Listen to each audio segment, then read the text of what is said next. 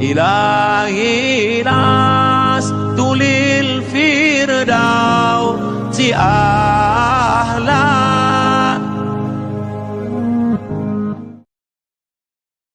Assalamualaikum warahmatullahi wabarakatuh. Saudaraku, saya Novel Al-Idrus. Pada kesempatan ini kita akan belajar bersama hukum berjabat tangan di dalam Islam.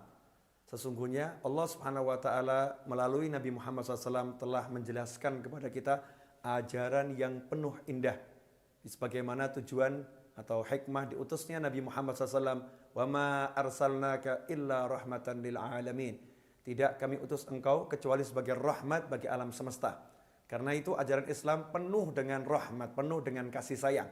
Hal itu tampak dalam kehidupan para sahabat, tampak dalam kehidupan umat Islam.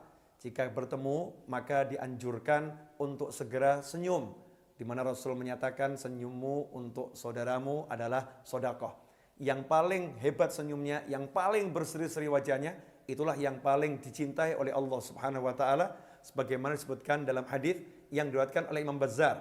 Jika dua muslim bertemu, kemudian salah satu mengucapkan salam dan menjabat tangannya dan wajahnya tersenyum, maka yang paling tersenyum itu yang paling dicintai oleh Allah Subhanahu wa taala. Bil makna demikian. Kemudian bagaimana dengan jabat tangan? Nabi kita Muhammad SAW mengajarkan, "Ma min muslimaini yaltaqiyani fayatasafahani." Tidaklah dua muslim bertemu kemudian saling berjabat tangan kecuali diampuni dosa keduanya selama belum berpisah. Jadi selama belum berpisah masih berjabat tangan, dosa keduanya diampuni. Karena itu kalau kita ketemu saudara kita, tentunya yang dihalalkan untuk menyentuh kulitnya, pria dengan pria atau pria dengan wanita yang mahramnya, bibinya, keponakannya, maka hendaknya dia berjabat tangan. Dengan jabat tangan ini menghapuskan dosa. Kenapa menghapuskan dosa? Karena simbol cinta. Allah suka dengan orang yang mencintai. Allah suka dengan orang yang menyayangi saudaranya sesama muslim.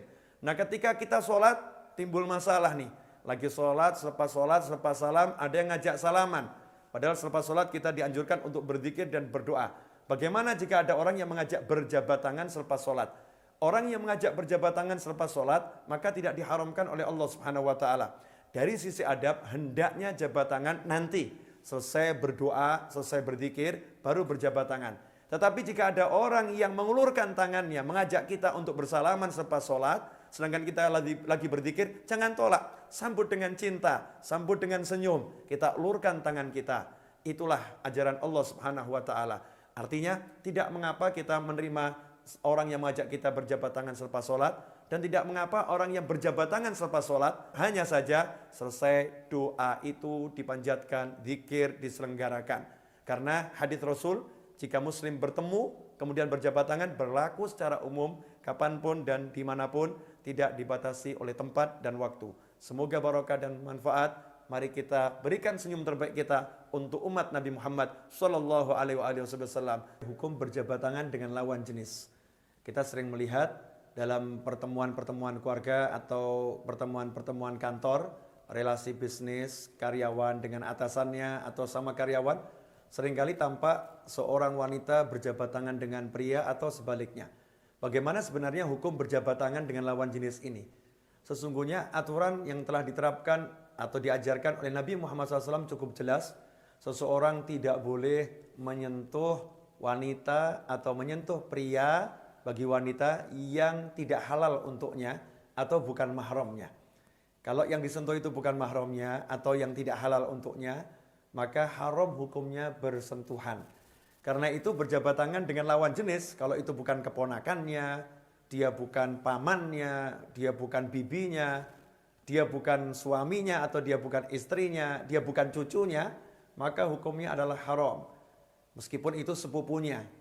Ya, anak paman sepupu haram untuk disentuh kulitnya. Dia bukan mahram.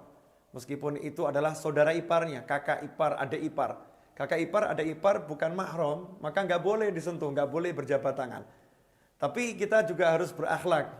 Ketika kita diajak berjabat tangan oleh saudara ipar kita, oleh sepupu kita, oleh atasan kita, atau oleh bawahan kita, karyawan kita, maka kita jangan menolaknya dengan vulgar, "Oh haram mas, nggak boleh mas, kita bukan mahramnya." Jangan seperti itu, tapi gunakan akhlak, tolak dengan santun, mungkin dengan kalimat, dengan bentuk tangan seperti ini. Atau dengan kita mengatakan mohon maaf saya lagi pegang wudhu. Mohon maaf saya lagi pegang wudhu. Ini cara menghindar yang mudah sampai akhirnya orang paham bahwasanya kita tidak mau berjabat tangan dengan lawan jenis yang tidak dihalalkan untuk berjabat tangan dengan kita. Semoga yang sedikit ini bermanfaat. Perlu kita ketahui sumber hukumnya adalah suatu hadis yang diriwayatkan oleh Imam Tabrani, di antaranya bahwasanya Rasulullah SAW menyatakan kalau kepala salah seorang di antara kalian itu ditusuk dengan jarum yang terbuat dari besi, itu lebih baik daripada dia bersentuh atau menyentuh seorang wanita yang tidak halal untuknya. Semoga ini manfaat dan barokah. Ajarkan kepada yang lain dan sampaikan. Wassalamualaikum warahmatullahi wabarakatuh.